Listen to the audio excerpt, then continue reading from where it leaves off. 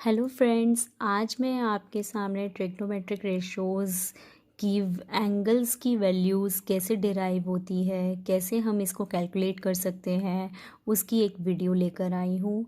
बहुत ही सिंपल और easy method है इन एंगल्स की वैल्यूज़ को निकालने का। देखते हैं। यदि हमें साइन थीटा की सभी एंगल्स की वैल्यूज़ निकालनी आ जाती हैं तो साइन थीटा की वैल्यू के ज़रिए हम बाकी के ट्रिग्नोमेट्रिक रेशोज़ की भी वैल्यूज़ हम इजीली डिराइव कर सकते हैं। हम देखेंगे अब साइन थीटा के सभी एंगल्स की वैल्यूज़ कैसे डिराइव होती हैं। ये देखिए फ्रेंड्स, मैंने साइन थीटा की सभी एंगल्स की वैल्यूज़ की प्लेस पर मैंने रूट अपॉन में 2 लिख दिया है। अब हम इनकी वैल्यूज़ कैसे डिराइव करेंगे। देखो, सभी रूट्स के अंदर 0 डिग्री वाले के अंदर रूट की वैल्यू में हम 0 लिख देंगे, 30 वाले के अंदर 1 लिख देंगे, यानी ज़ीरो से काउंटिंग स्टार्ट करेंगे 90 डिग्री तक। 1 के बाद 2 आता है, 2 लिख देंगे, एंड देन 60 पे 3 लिख देंगे और 90 पे 4 लिख देंगे। 0 1 2 3 4, ये हमारी 0 से लेके 4 तक की काउंटिंग चल रही है। अब इसको सॉल्व करेंगे। 0/2, रूट 0 की वैल्यू 0 होती है। 0/2 को सॉल्व करेंगे तो ये तो 0 ही आएगा। इसी तरीके से रूट 1/2 है। रूट 1 को पहले सॉल्व करेंगे तो रूट 1 की वैल्यू 1 होती है और नीचे 2 आ जाएगा, तो साइन 30 की वैल्यू हो गई हमारी 1/2। रूट 2 है, रूट 2 को हम सॉल्व करेंगे। रूट 2 की अगर आप सॉल्व करेंगे तो देखो, आपको पता होगा रूट 2 को इसको हम ना सॉल्व करने के लिए देखो क्या करेंगे। यहाँ पर रूट 2 लिखा है और ये 2 है, 2 को स्प्रेड कर देंगे। रूट 2 इंटू रूट 2 में हम इसे स्प्रेड कर देंगे इस तरीके से। अब रूट 2 से रूट टू कैंसल आउट हो गया और आपकी वैल्यू आ जाएगी यहाँ पर 1 में रूट 2। अब साइन 60 की वैल्यू कैसे निकालेंगे। रूट 3 है, रूट 3 को आप नहीं सॉल्व कर सकते हैं तो साइन 60 की वैल्यू रूट 3/2 ही रह जाएगी।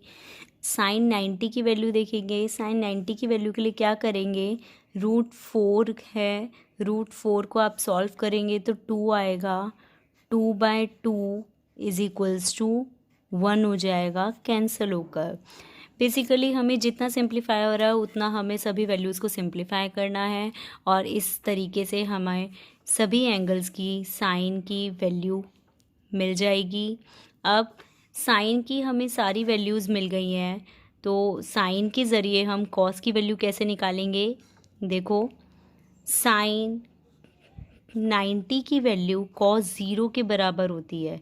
यहाँ पर हमारी ये जो वैल्यूज़ हैं रिवर्स हो जाएंगी।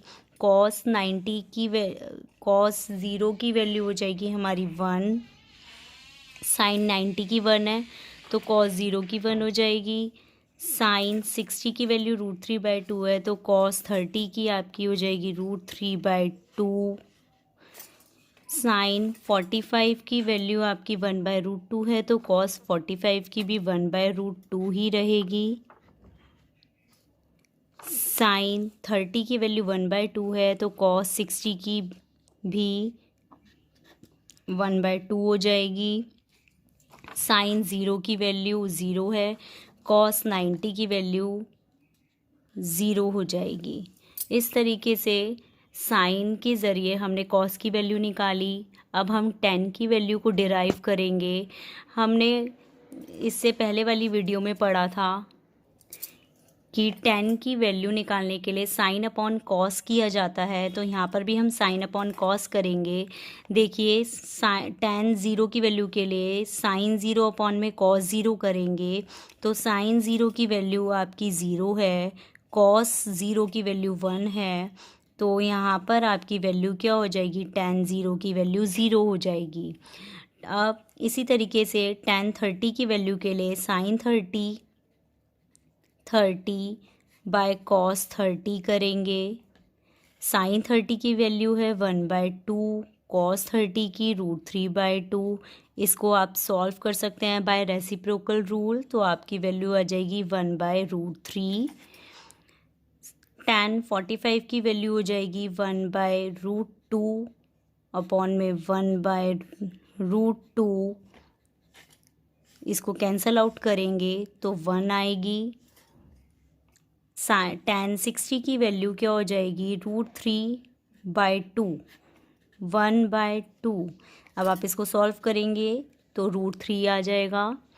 tan 90 की वैल्यू के लिए 1 अपॉन में 0, जिस भी फ्रैक्शन के डिनोमिनेटर में 0 आ जाता है उसकी वैल्यू नॉट डिफाइंड हो जाती है। ये नॉट डिफाइंड का साइन है। इसी तरीके से देखिए हमने साइन के ज़रिए कॉस और tan की वैल्यू को डिराइव कर लिया। अब आपको रिलेशन याद होगा, साइन का इन्वर्स होता है कॉसेक, कॉस का इन्वर्स होता है सेक, एंड tan का इन्वर्स होता है आपका कॉट।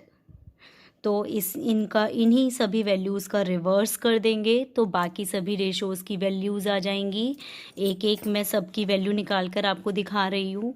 कॉसेक थीटा की, जैसे कॉसेक 0 की वैल्यू अगर आपको निकालनी है तो साइन 0 की वैल्यू का उल्टा कर देंगे, मीन्स 1/0 इज इक्वल्स टू 0।